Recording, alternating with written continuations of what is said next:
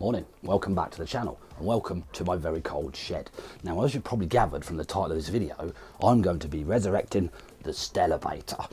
Now, I made this beer fridge incubator probably about 2 years ago now to hatch like quails and duck eggs and stuff. So I had to rip it all apart and make it into an incubator because the fridge itself didn't work. Now, if you're new here and you want to know how I made this, there's a card up here with a 3-part mini-series of how I made it, but don't watch it now. I'll leave a link in the description as well so you can watch it afterwards. And also subscribe to the channel, like the video, because I'm going to fire this up and see where we're at. So we've got a temperature controller, we've got an egg turner, we've got a PC fan, and I've got to put some filament light bulbs in because I've nicked them to put them in the shed roof.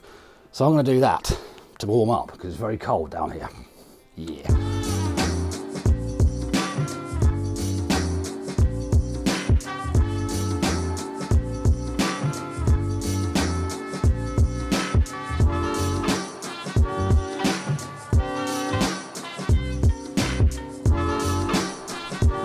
That is absolutely disgusting down there. Honestly, I'm going to have to do some serious cleaning before I put this back down there. Hoover, cobwebs, rubbish on the floor, and it's just a mess. This is a mess too. This is going to need cleaning before it goes back in. So here it is. So quick recap then. I took all the crap out the back of the fridge, and then obviously then I fed light bulbs and stuff in it. So starting over here, this is a plug-in timer. This times for the egg turner to turn every sort of like hour or 4 hours. I can't remember what it's set to. Obviously it's not going to work because it's battery operated and plug-in, and it's not been plugged in for 2 years. But I have a spare that has been plugged in. Next one along obviously is a spare socket.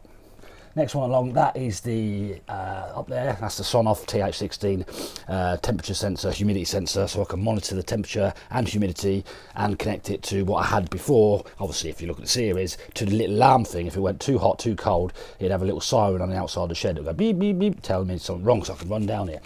Next one along, that is for the temperature controller itself for the main incubator. So that is the one then where the light bulbs are plugged into it. So when it gets to 37.5 degrees or whatever I set it to, light bulbs will cut out and they'll cut back in. When it drops about half a degree, then they'll come back on. And then obviously it's a temperature controller, it's doing its job. And then the next one at the end is a fan, PC fan, just a plug-in PC fan which can actually turn it up and down, obviously to circulate the air. So I'm going to give it a clean up, make sure the wires are all done and dusted and where they should be. Nick some light bulbs from up there, and then yeah, plug it in and see what happens. Well, it should work.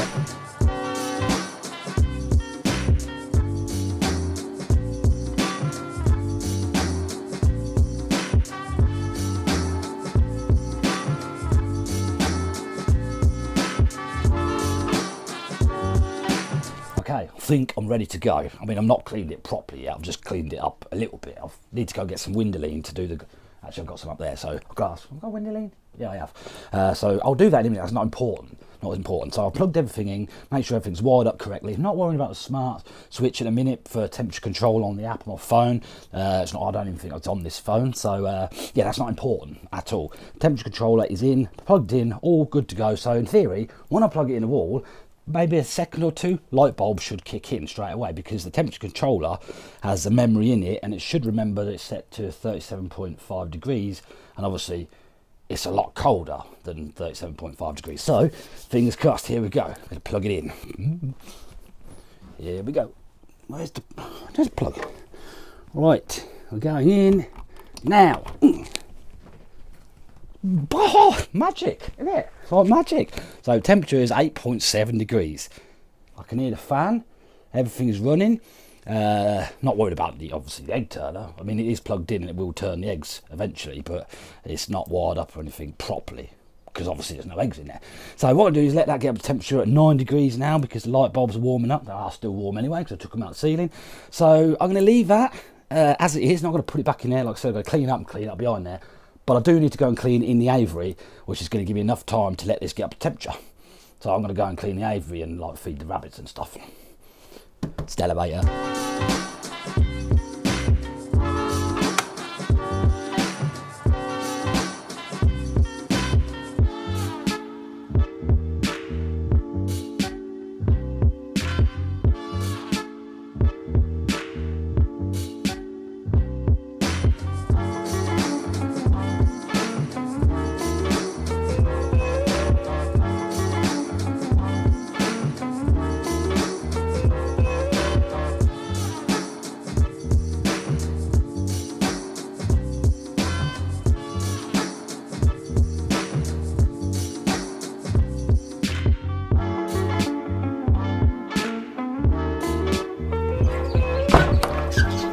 bit concerning. Lucky didn't really move much the whole time I was in there cleaning.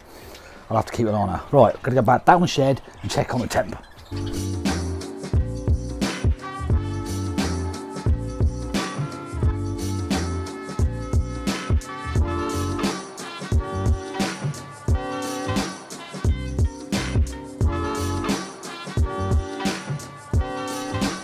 Well, that was pretty good timing. Look at that. It's on 37.2 degrees, but you can't actually see that because of the frame rate of the camera. It's just flickering red up there, but it says 37.3. I can't remember what it was set to.